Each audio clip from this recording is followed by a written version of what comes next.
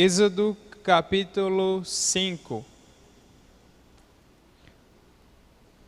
Mas a gente vai ler ainda os versos 30 e 31 do capítulo 4.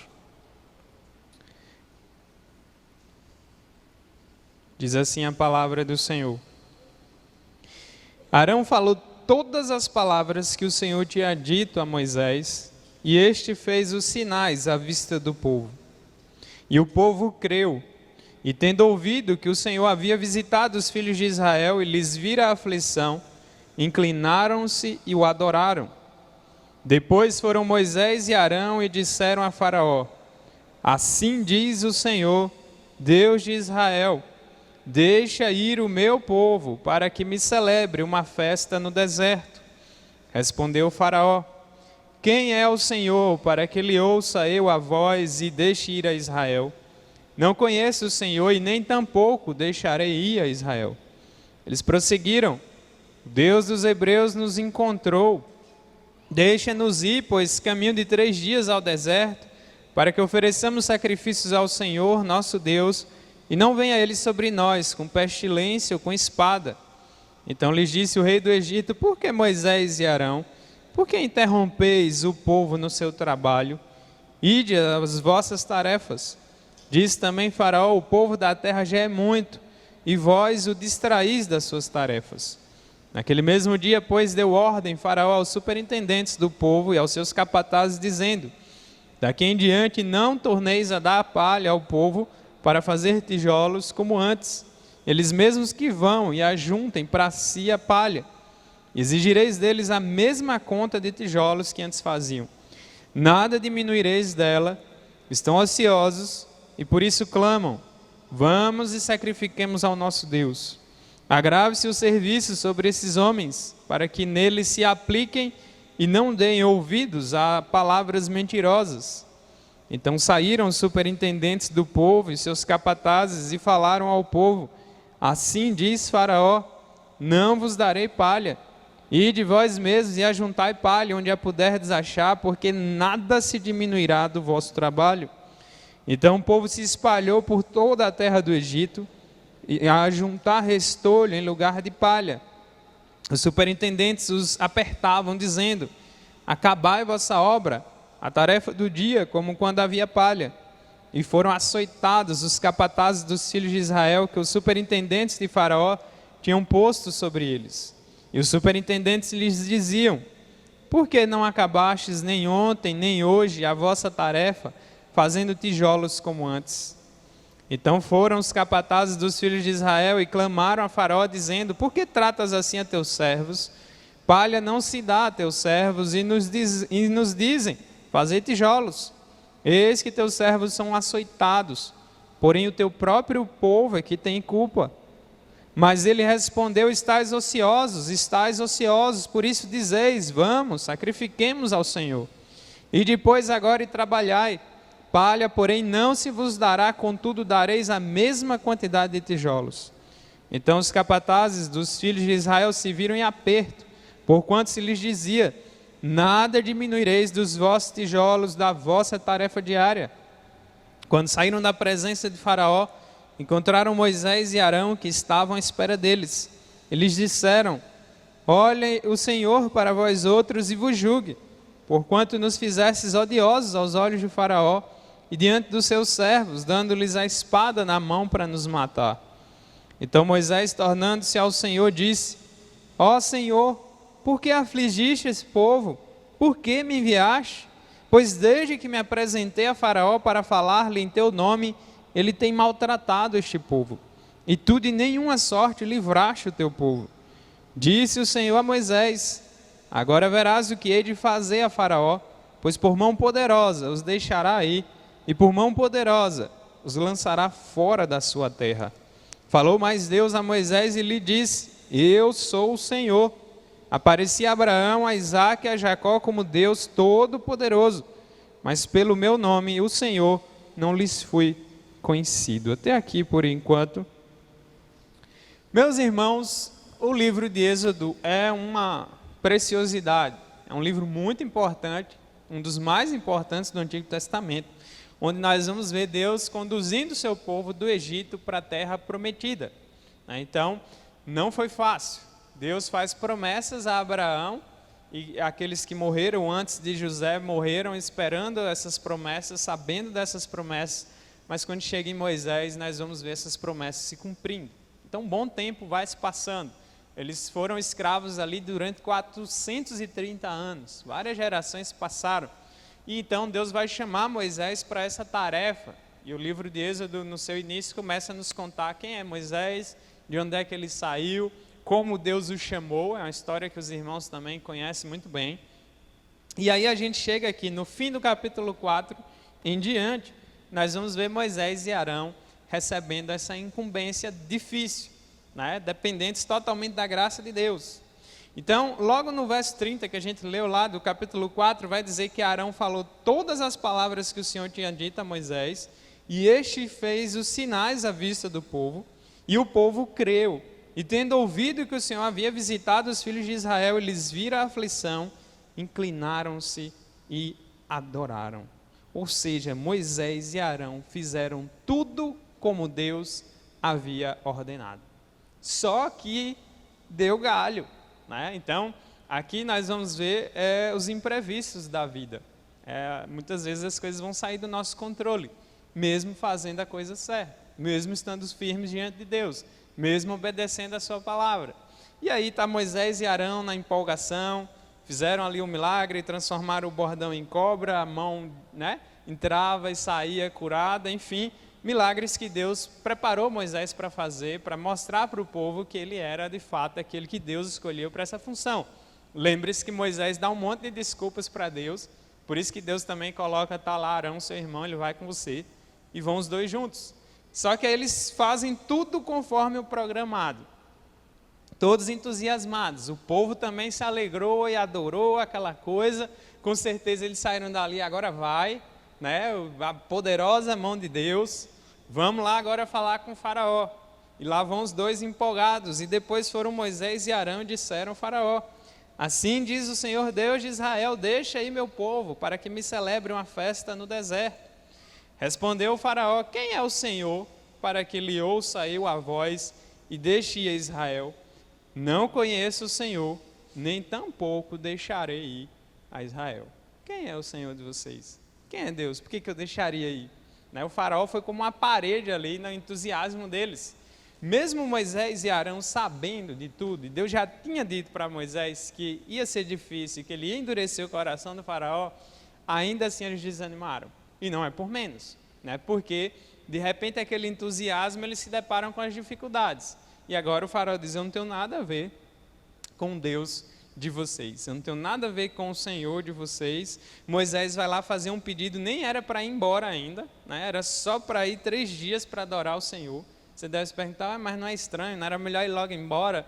Mas havia um costume naquela época, muitas vezes os faraós, os reis egípcios, eles deixavam os escravos, dependendo de onde eles vinham, adorar os seus deuses num determinado período.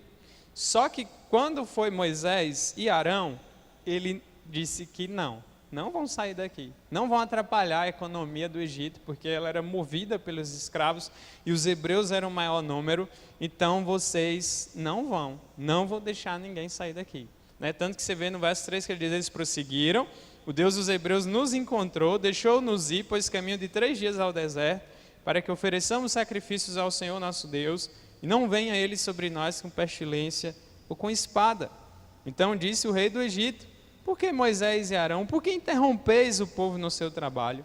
Ide as vossas tarefas. Também disse Faraó: o povo da terra já é muito, e vós o distraís das suas tarefas.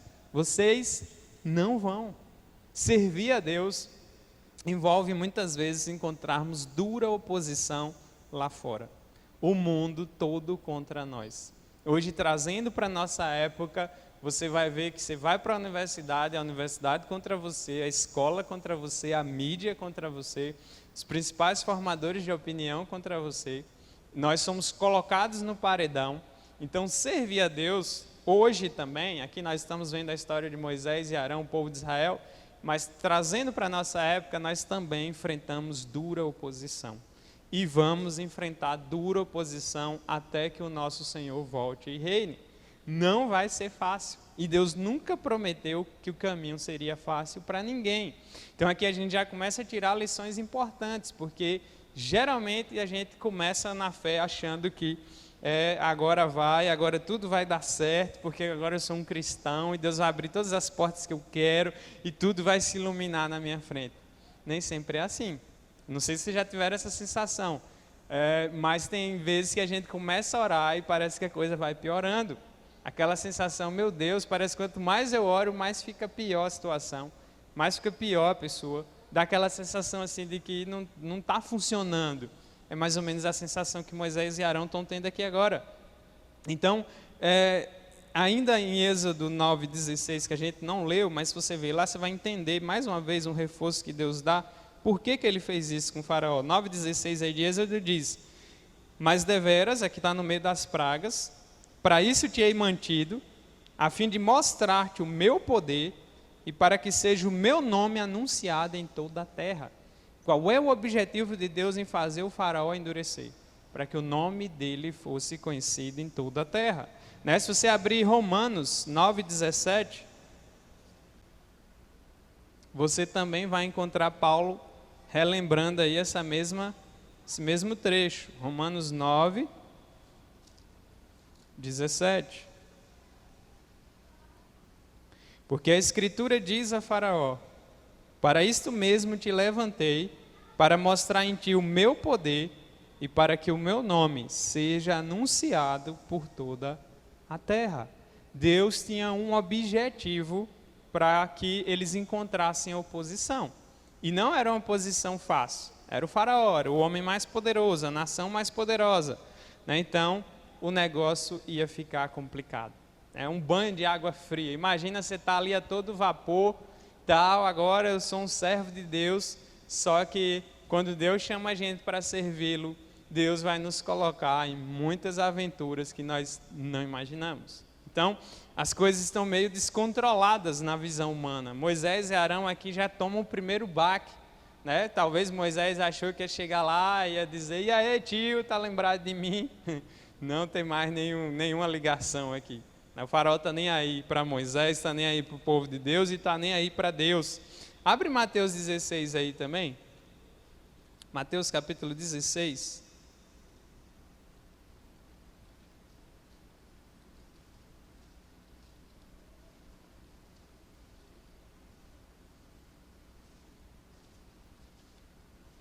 Mateus 16, versículo 13.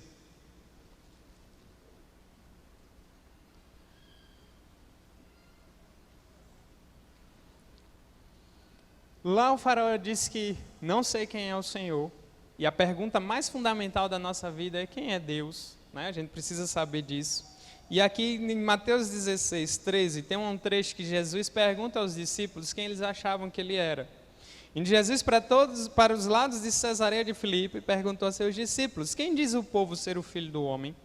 E eles responderam: uns dizem João Batista, outros Elias, outros Jeremias ou alguns dos profetas.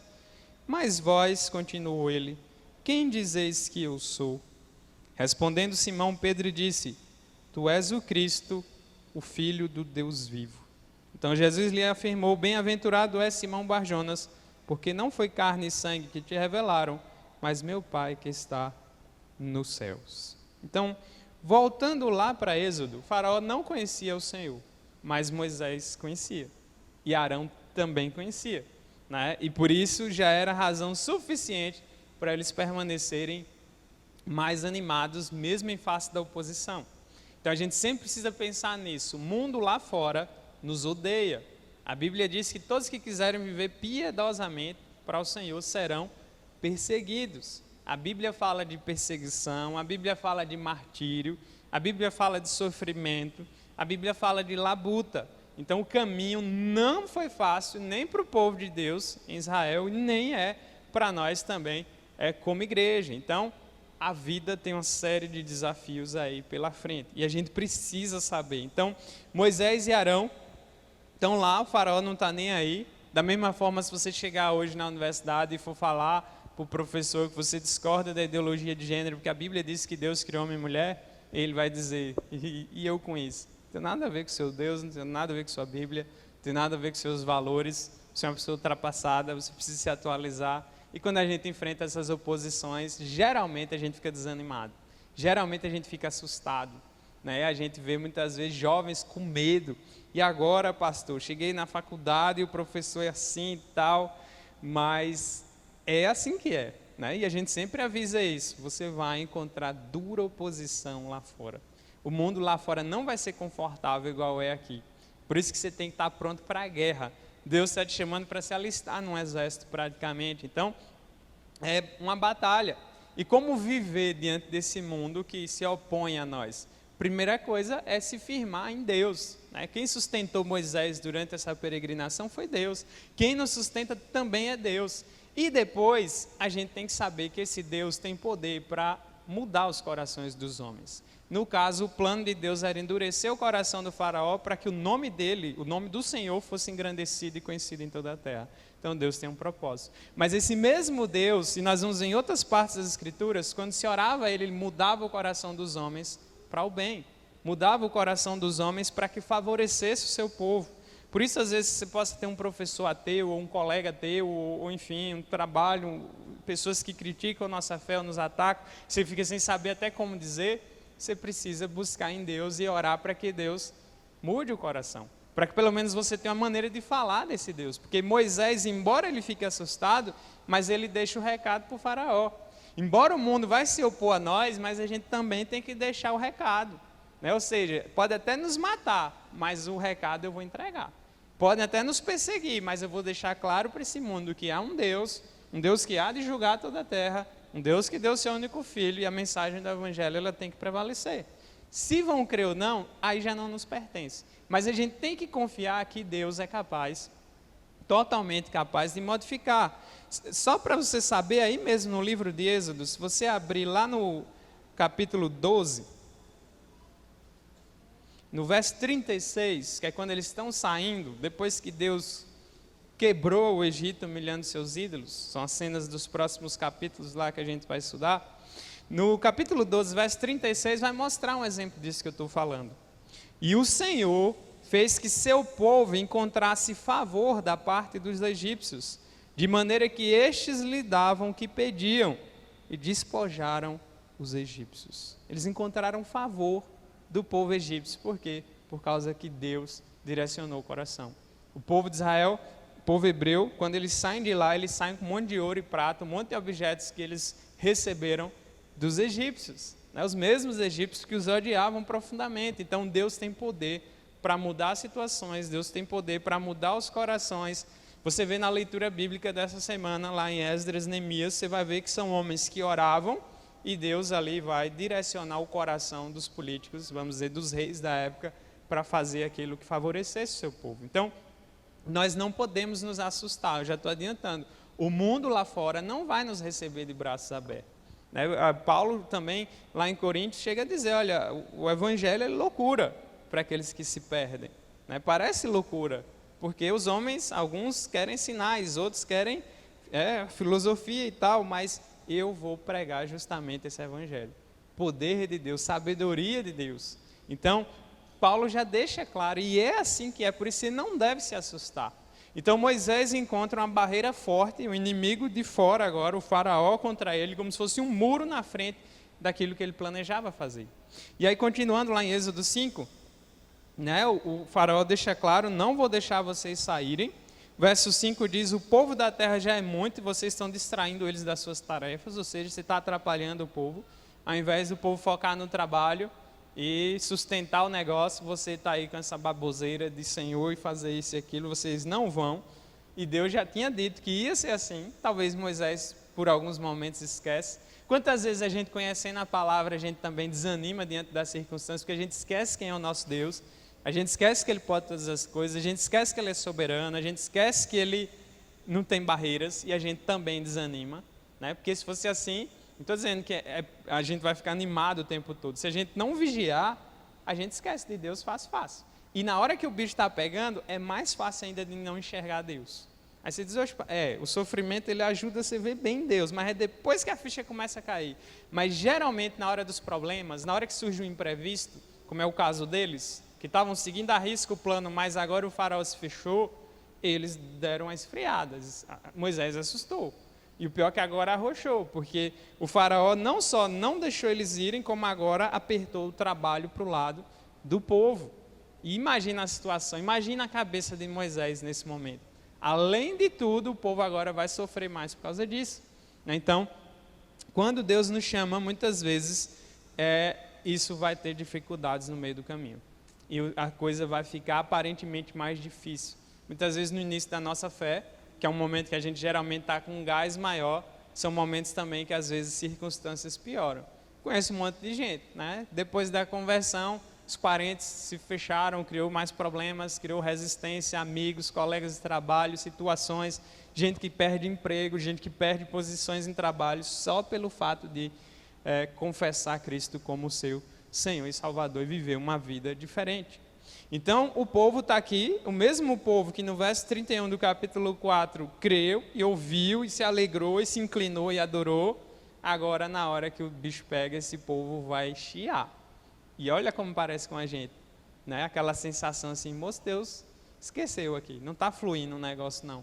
E esse povo vai começar, então, o verso 9 do capítulo 5 diz, agrave-se o serviço sobre esses homens, para que neles se apliquem e não deem ouvidos a palavras mentirosas. E o pior, o faraó agora vai botar eles para fazer tijolos sem a palha servia para fortalecer mais os tijolos que eles utilizavam.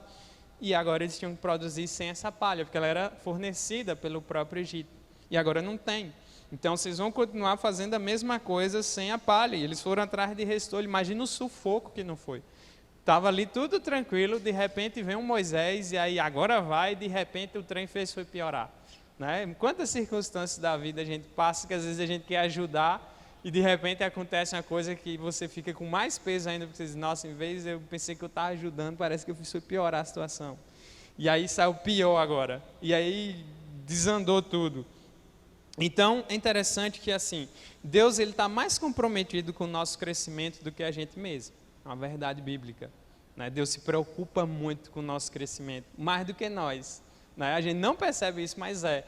Então, por isso que quando Deus coloca a gente em meio ao sofrimento, ou permite que o sofrimento atinja a nossa vida, Ele nunca faz isso por acaso. Sempre tem um propósito. Deus tinha um propósito em deixar o faraó endurecer. Deus tinha um propósito em fazer as pessoas passarem por isso. Então, mesmo no caminho certo, a gente vai encontrar dificuldades. Não tenha dúvida. Mesmo que você seja um crente fiel, firme, você não vai estar isento de imprevistos na vida, dificuldades na vida. Não se iluda nunca, você tem que saber que isso vai acontecer. Né? Então, o caminho certo, a vontade de Deus, vai envolver dificuldades. Abre 2 Coríntios lá, capítulo 1. Paulo falando sobre isso. 2 Coríntios 1.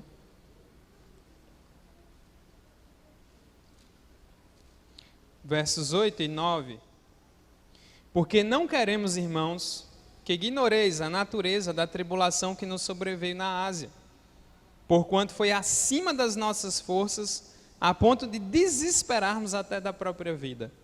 Contudo, já em nós mesmos tivemos a sentença de morte, para que não confiemos em nós, e sim no Deus que ressuscitou os mortos. Aqui tem Paulo relatando uma situação bem complicada, mas onde Deus trouxe conforto. Tão difícil a situação, a tribulação que Paulo passa ali, que ele diz que eles ficaram a ponto de desesperar da própria vida. Imagina só, Paulo, né, o apóstolo, vamos dizer assim, o que se destacou mais em termos de produção, está aqui confessando isso e trazendo isso também para que a gente se conforte. E aí eles tiveram sentença de morte, mas ele diz, para que não confiemos em nós, e sim no Deus que ressuscitou os mortos. Eu já estou lhe dando o segredo do que Moisés está passando lá atrás. A ideia de Deus apertar o seu povo é para que eles não confiassem neles mesmos, mas no próprio Deus. As dificuldades da vida, elas vêm para que você saiba que nada abaixo de Deus vale a pena se confiar totalmente. Pode ser a família, pode ser você, sua inteligência, seus bens, qualquer coisa, qualquer pessoa que não seja Deus não vai conseguir te sustentar o suficiente, como só o Deus Todo-Poderoso pode fazer. Então, quando Deus deixou o povo no meio do problema, Ele está fazendo de propósito. E Ele faz para o próprio bem. E Ele faz para que o povo cresça, para que o povo se desenvolva, para que desenvolva uma fé real. O que é uma fé real? É uma fé que sabe que vão vir as dificuldades, né? Mas eu estou firme porque meu Deus me sustenta. Ainda que eu ande pelo vale da sombra da morte, eu não temerei mal algum, porque eu sei que Ele está comigo. A ideia é isso, só que você vê que é difícil o processo. Por isso que eu falei, Deus está mais comprometido com o nosso crescimento do que a gente. Por a gente fica de boas. Sou filho do rei, mereço algumas regalias, sirva a Deus, estou na igreja, estou firme, então, né, nada vai me acontecer ou não deveria me acontecer. Não tem nada disso na Bíblia, lugar nenhum, você não vai encontrar isso em lugar nenhum. Nem no Antigo, nem no Novo Testamento. Depois do pecado, Deus utiliza as dificuldades para o nosso crescimento. Né? Deus utiliza as situações da vida para que a gente se aproxime mais dEle. Aí abre 2 Timóteo capítulo 2. 2 Timóteo 2.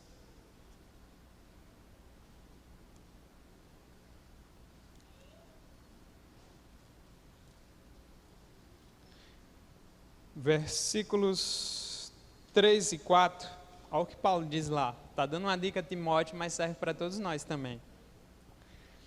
Participa dos meus sofrimentos como bom soldado de Cristo Jesus. Nenhum soldado em serviço se envolve em negócios dessa vida, porque o seu objetivo é satisfazer aquele que o arregimentou. Eita, que a Bíblia tem um negócio difícil, menino. Né? Participa dos meus sofrimentos como um bom soldado. Você é chamado para o exército do Senhor. E você sabe que soldado vai comer fogo. Soldado vai para a guerra. Soldado vai ter que levar tiro e dar tiro. Então, o soldado, por isso que o treinamento militar é mais rígido, para que o cara esteja pronto para encarar um campo de batalha. Então, Deus faz a mesma coisa com a gente. Por isso que Paulo usa figuras militares, muitas vezes, para explicar a vida cristã. Porque ele sabia, vocês estão num mundo hostil, vocês vão enfrentar oposição por todos os lados, então vocês precisam estar preparados, sabendo e confiando naquele que chamou vocês. Então, Paulo mostra isso, outras passagens da Bíblia mostram isso, e essa é a lição que Deus está ensinando a Moisés lá atrás. Eu já estou te revelando o final da situação, né? Porque você tem que saber, as coisas muitas vezes vão dar errado, mesmo você estando no caminho certo. Vai dar aquela sensação de que, moço, eu acho, será que eu estou no caminho certo mesmo? Porque está tudo bagunçando, está tudo quebrando. Eu oro pela família, piora mais. Eu oro para uma situação de trabalho, piora mais. Né? E aí parece que veio mais problemas depois que eu passei a servir a Deus. Essa é a sensação que vai acontecer mesmo. Não se preocupe, né? O bicho vai pegar. Mas você precisa estar seguro na mão de Deus. Aquela música, né, que as pessoas cantam no velório, mas que não deveria lembrar velório. Segura na mão de Deus e vai. Essa é a filosofia de vida do cristão, né, independente do dia da morte. Então, está lá Moisés, e agora foi um balde de água fria, porque o povo agora ficou no olho do furacão. No verso 15, agora o povo vai começar a queixar. E aqui é só o princípio das dores, porque a gente sabe na história do Êxodo, durante o tempo no deserto, foi difícil para Moisés. Esse povo aqui começou a queixar aqui, e vai ter muito mais queixa lá na frente. A ponto de Moisés até se irritar em algumas circunstâncias e foi punido por Deus. Então, o verso 15 diz, então foram os capatazes dos filhos de Israel e clamaram a Faraó. Interessante isso aqui, porque eles dizem assim, dizendo, por que tratas assim teus servos? Eles ainda não estão se vendo como servos do único Deus. Eles ainda estão se considerando como servos do faraó. Os detalhes das coisas revelam algumas coisas importantes, porque eles ainda precisam aprender que o Deus deles é que é o Senhor verdadeiro deles. Eles ainda precisam aprender mais que eles não pertencem a faraó, mas eles pertencem ao Deus que escolheu esse povo desde os seus primeiros para que eles fossem o povo de Deus. Mas eles ainda não caíram essa ficha. Por aqui a gente já vai percebendo por que Deus está fazendo isso. Porque à medida que Deus vai fazendo, eles passarem pelo sofrimento e percebendo que o Egito não é tudo aquilo que talvez eles pensavam, ou que o faraó fosse o cara, ou que os deuses egípcios fossem alguma coisa, Deus primeiro vai começar a quebrar tudo isso. Deus tem que tirar o povo do Egito e tirar o Egito de dentro do povo, senão o trabalho não fica completo. Da mesma forma, Deus tira a gente do mundo, depois Ele vai começar a tirar o mundo de dentro da gente. Porque acontece, a gente pode estar na igreja, talvez até muitos anos, mas o nosso coração está lá fora, o nosso coração ainda está moldado segundo os valores anticristãos. Então Deus vai fazendo um trabalho completo, Ele não fica só remendando por fora, Ele vai no coração. Então eles estão: palha não dá aos teus servos, e nos dizem: fazei tijolos. Verso 16: eis que teus servos são açoitados, porém o teu próprio povo é que tem a culpa. Mas ele respondeu: vocês estão ociosos, ou seja, chamou de vagabundo, de quem não tem o que fazer. Por isso dizeis: vamos e sacrifiquemos ao nosso Senhor. Para quem não conhece a Deus, servir a Deus é a coisa mais sem futuro do mundo. O mundo nos enxerga como pessoas muito estranhas. E se o mundo não percebe a nossa estranheza, é porque tem algo errado conosco. Porque o cristão não tem jeito. Nunca vai passar despercebido e sempre vai encontrar essas dificuldades. As pessoas vão dizer: você está perdendo seu tempo, você está iludido, é porque você quer alguma coisa para preencher apenas o vazio da vida e fica aí. Não, é muito mais profundo o negócio. Então, é assim que o faraó está vendo, é assim que o mundo hoje também nos vê, como pessoas que não têm o que fazer mesmo, e ficam aí, além de não querer ficar quieto, ainda fica perturbando a vida dos outros. Então, aí seguindo o texto, e o faraó diz: se vira, vão trabalhar. E aí o verso 20 diz: quando saíram da presença de Faraó, encontraram Moisés e Arão, que estavam à espera deles. Imagina só como é que não estava a cara de Moisés e Arão nesse instante. Tipo: e agora, Arão? Nós vamos dizer o que para o povo? E tal, como é que vai ser agora? Eles disseram: olhe o Senhor para vós outros e vos julgue, porquanto nos fizeste odiosos aos olhos de Faraó, e diante dos seus servos, dando-lhes a espada na mão, para nos matar. Então vem a oposição de fora, o faraó contra o povo, e agora vem a oposição de dentro. Isso acontece conosco também. Nós encontramos dificuldade fora da igreja, mas também encontramos dificuldades dentro da igreja. Porque na igreja você tem pessoas que são mais imaturas e você tem pessoas que nem são cristãs verdadeiramente, mas estão ali e você tem que conviver, e isso acaba trazendo problemas, e aí gera aquele desgaste, em que você fica meio desanimado, em que você muitas vezes não quer ir para a igreja, muitas vezes você não quer se entusiasmar muito estar em comunhão, porque você acha que todo mundo é falso, que todo mundo é problemático, que isso, que aquilo, e a gente queixa, a gente reclama, e a gente cria dificuldades, e enfim, o que não falta é pepino, e o que não falta é desculpa para pecador. Então, o próprio povo, que no verso 31 do capítulo 4, adorou e se entusiasmou com aquilo que Moisés fez, agora está dizendo: por culpa de vocês agora nós vamos morrer. Por culpa de vocês o faraó piorou tudo. Os ataques de dentro ainda são os mais dolorosos, porque são muitas vezes de pessoas que nós esperávamos, e tipo assim: nós não estamos juntos, nós não somos um time, nós não somos um povo só, não é para a gente estar unido. Por que a gente está se pegando? Isso é uma lição para a igreja. Muitas vezes o maior inimigo que Israel teve não foi o faraó, foi o próprio Israel. E quando a gente lê Juízes e Reis, fica mais claro ainda: o maior inimigo deles foram eles mesmos. E muitas vezes o nosso maior inimigo também somos nós mesmos. Então você e eu precisamos pensar, porque a Bíblia deixa claro que as coisas são difíceis, mas a gente esquece, e aí a gente cria um monte de coisa na cabeça, um monte de desculpa, um monte de traumas que são desnecessários muitas vezes. Então a gente precisa aprender a crescer, a conviver juntos. Aí vem a questão de amar o próximo, suportar os uns aos outros, e todos aqueles uns aos outros que a gente viu aqui outros dias, para que a gente não caia nessa armadilha, porque Satanás também se aproveita dessas situações. Aí vem o verso 22, mas aqui é interessante, porque Moisés, ele vai correr para o lugar certo, ele já está deixando a dica para eu e você. Então Moisés, tornando-se ao Senhor, disse: ó Senhor, por que afligiste esse povo? Por que me enviaste? Moisés aqui vai começar até a dar as desculpas de novo, as mesmas que ele já tinha dado lá atrás. Porque no verso 12 do capítulo 6 ele ainda diz: Moisés, porém, respondeu ao Senhor dizendo: eis que os filhos de Israel não me têm ouvido. Como, pois, me ouvirá Faraó? E não sei falar bem. Moisés aqui de novo ainda, teimando, sendo que Deus se irou com ele por causa das desculpas dele lá atrás. E aí o verso 23 ele ainda dizendo a Deus: pois desde que me apresentei a Faraó para falar-lhe em teu nome, ele tem maltratado esse povo, e tu de nenhuma sorte livraste o teu povo.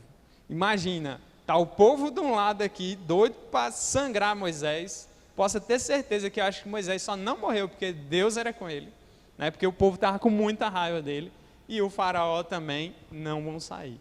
Ó a pressão, dentro e fora. E a vida nossa é do mesmo jeito, né? Então, você vê como dá para a gente aprender com várias situações. Saiu, teve um imprevisto, eles acharam que tudo ia correr do jeito que eles... todo vapor, estamos fazendo a vontade de Deus, não tem como dar errado. Só que mesmo no caminho certo as dificuldades vão surgir. Mesmo no caminho certo os sofrimentos virão. Então tem vários imprevistos na vida, né? Pode ser, sei lá, um sonho que é destruído, pode ser a perda de um ente querido, pode ser uma dificuldade de família mais séria, pode ser as férias que você planejou, chega e tem um acidente, você acaba tendo que gastar o dinheiro com outras coisas. Isso quando não acontece, sequelas mais sérias. Vários imprevistos podem surgir na vida, mesmo para aqueles que estão fazendo a vontade de Deus. Então a Bíblia mostra isso o tempo todo para nós, e essa história de Moisés vai mostrando isso também. Então é interessante que no início do capítulo 6, agora o Senhor responde Moisés. Agora verás, disse o Senhor a Moisés, o que hei de fazer a Faraó, pois por mão poderosa os deixará ir, e por mão poderosa os lançará fora da sua terra. Eu fico imaginando Moisés e Deus dizendo, olha o que eu vou fazer, vai ser um negócio fantástico como eu vou livrar vocês. E Moisés, eu não estou entendendo nada. Como assim? O trem está pior, não estou conseguindo enxergar isso. E esse é o nosso problema, porque a gente fica querendo só os porquês. E uma lição que a gente tem que aprender na vida cristã, Deus não é obrigado a nos responder tudo o que queremos saber.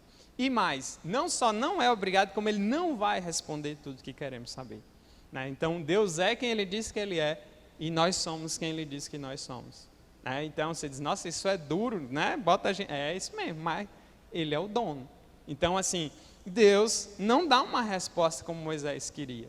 Deus ainda está aqui entusiasmado. Olha o que é que eu vou fazer. Continue prestando atenção. Não desanima, não, né? E Moisés está correndo para o lugar certo. E é o verso 2, falou mais Deus a Moisés e lhe disse, eu sou o Senhor. Apareci a Abraão, a Isaque e a Jacó como Deus Todo-Poderoso, mas pelo meu nome, o Senhor, não lhes fui conhecido. Abre aí Filipenses 1, 6. Filipenses capítulo 1, verso 6.